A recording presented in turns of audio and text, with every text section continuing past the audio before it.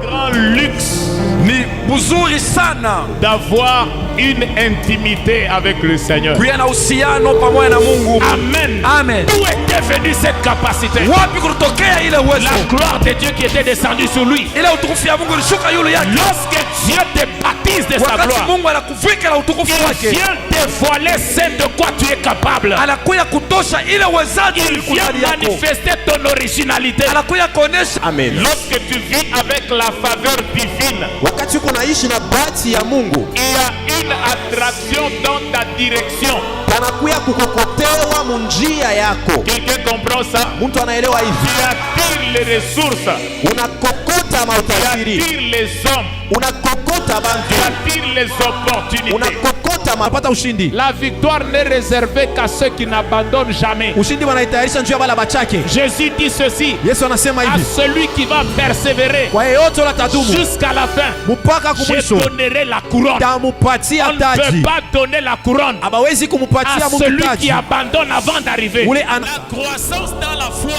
kukomea muimani c'est un choix. ili uchaguo. Grandir dans les choses de Dieu, Kukomea mu vitu vya ça Mungu. n'a rien à faire avec le nombre d'années que tu as fait dans l'église. Ila haina mambo ya mwingi ya miaka unafanya Ça mkanisa. a tout à faire avec les initiatives que tu prends, Ile inaangalia na mauchaguo unafanya les enseignements que tu reçois. na mafundisho ile Quelles unapata. sont les décisions? Continuellement. Wakati Je verrai le résultat aujourd'hui. mitaona Je verrai le résultat demain. taona jibu Je kesho, verrai le résultat après-demain. taona jibu kisha Je verrai kesho, les résultats continuellement. na wakati yote taona jibu. Amen. Amen. Alléluia. Amen.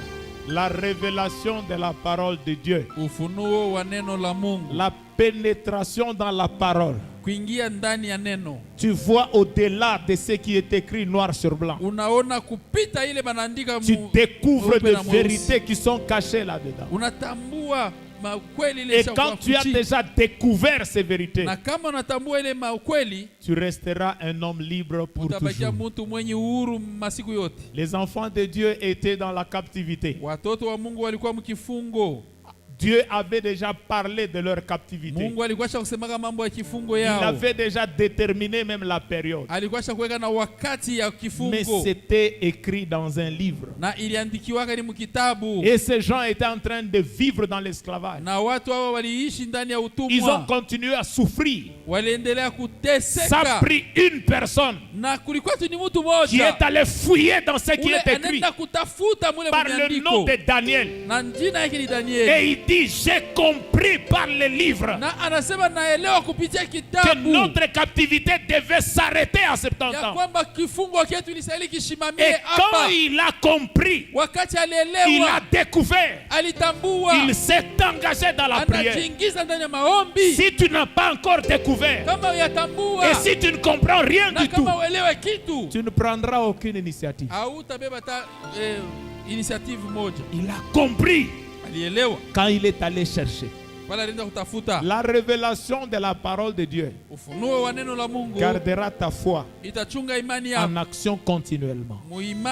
mutendo wakati yote. Alléluia. Amen. Amen. Amen. Écrivez Romains chapitre 10, Andikeni wa Roma sura ya 10 le verset 8 et le verset 17. mstari wa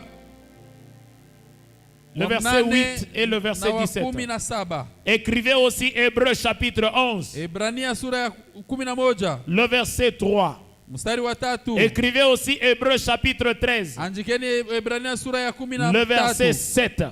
na mstari wa 7. Alléluia. Amen. Donc comprenez que la révélation de la parole de Dieu Eleweni ya kwamba ufunuo wa neno la Mungu constitue la fondation même inakuwa ndio msingi sur laquelle notre foi se pose. pale imani yetu inekala. Alléluia. Amen. Elle restera ferme. Na itabakia imara. Elle restera en action continuellement. Itabakia ndani ya tendo wakati yote. Alléluia. Amen. Lorsqu'il y a la révélation de la parole de Dieu, Wakati kuna kwa ufunuo wa neno la la Mungu, foi sans la parole de Dieu, elle est inutile. imani Agabaidu ayae apata kecho ayae omanyamanya